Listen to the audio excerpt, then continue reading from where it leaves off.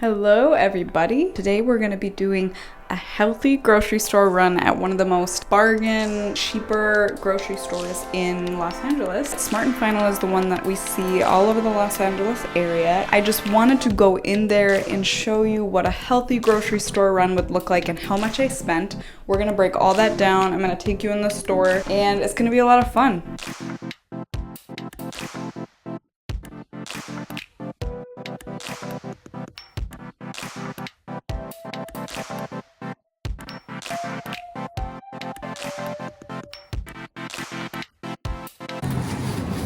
So if you're ever confused on where to really focus your time in the grocery store, a good is think about where you're spending the most of your time. If you try to spend more of your time looking for foods in the outer perimeter of the aisles where these produce options are. I've never seen taro root. I love taro. I'm actually going to try some. I always like to have some salad greens on hand, whether or not that's making a smoothie or making like half of my plate. I like to make vegetables when I'm eating like a big meal, like lunch, dinner, or breakfast or something like that. So quinoa is a great whole grain. I've never seen this before, but it looks like it's in a prepared package. I would actually recommend making it yourself, but this is like a good example of something that you could grab if you're having a really busy week and have no time at all, but still want to make a healthy choice for food.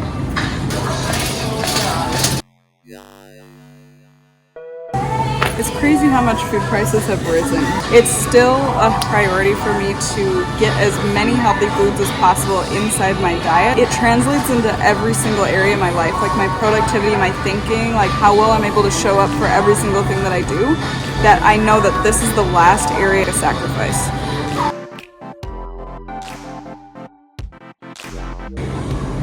Bananas are kind of one of those high sugar fruits, so if you can eat a banana as green as possible, you can actually get better blood sugar balance. You know, they taste really good when they're sweet, but it's just an interesting thing. So depending on what your goals are, that might be important for you. I like to get organic whenever I can because I know that they're not going to be genetically modified and they're not going to have pesticides on them. Those pesticides can disrupt our hormones and actually interfere with our gut health. By the way, squash is actually one of those foods that goes really far and is really delicious. There's multiple ways you can do it. You can steam it, roast it, and then spaghetti squash actually doubles for noodles. So dried fruit can actually be good, but you gotta make sure it's not really sweetened with extra sugar. So looking at the back of these banana chips, and I see that they're sweetened with cane sugar. Bananas are already very sweet. I would look for a banana chip that doesn't have any sugar in it. So I'll be putting these back.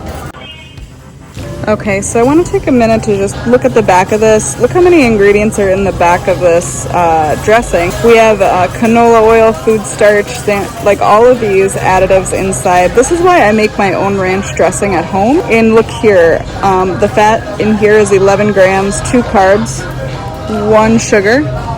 And the light version, let's see if it has more sugar added. So it has another gram of sugar and a little bit less fat. But these light products, they're not actually healthy because they have things added in to make up for the lost flavor and texture from fat.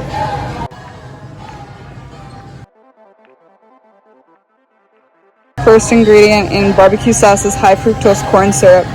Definitely don't choose a barbecue sauce like this. Try to find one that doesn't have any added sugar in it. We'll see if they have any of these in the condiments section.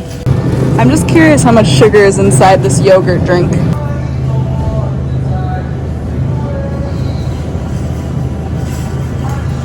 Carrageenan is an inflammatory thing for our digestive system. You will always want to avoid carrageenan, but I'm noticing that there's 16 grams of added sugar in this small bottle. See how fast it can really add up in our daily diet? Like, you wouldn't even think I'm gonna have sugar in this drink. You would think like this is like a side to my breakfast or something. Okay, so premium beef, these words are actually just used to get you to think that this is a high quality product when this is really commercially raised beef, fed a corn diet, kept in small stalls, and raised a very stressful life. So I'm actually going to see if they have grass-fed ground beef here. I think they do. And this is what it looks like, organic grass-fed, organic ground beef.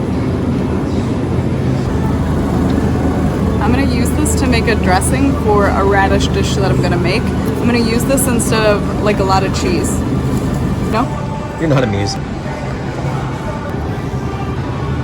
Pasture-raised eggs versus the regular kind, which are raised in cages and fed a grain diet. Okay, I'm going to show you a good choice to. So we found Primal Kitchen ketchup. This is a really clean brand. I'm actually really surprised and really thrilled to find this here actually.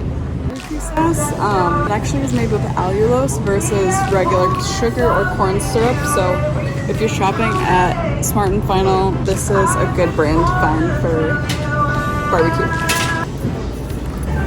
Okay, peppermint mocha. This is really a popular flavor, but inside I'm seeing there's sugar, vegetable oil, which is omega-6 rich and inflammatory to us.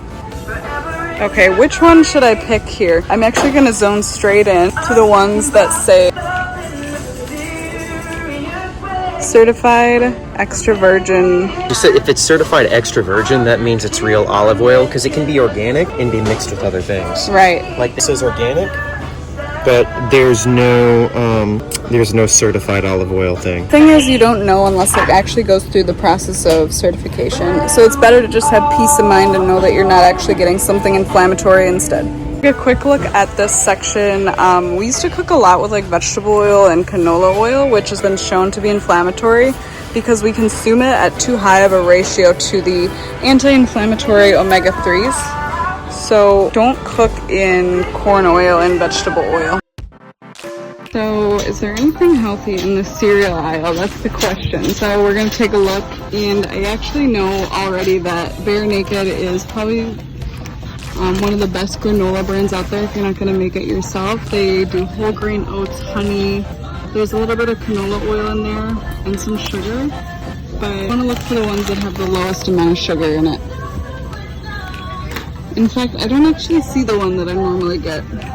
So just make sure you're looking in less than 9 grams of sugar per serving on your granola. And then always look for like rolled oats and steel cut oats instead of the quick oats, because, and this is good too, these are whole grain. It takes longer for your blood sugar to rise and it provides a more stable energy in the body.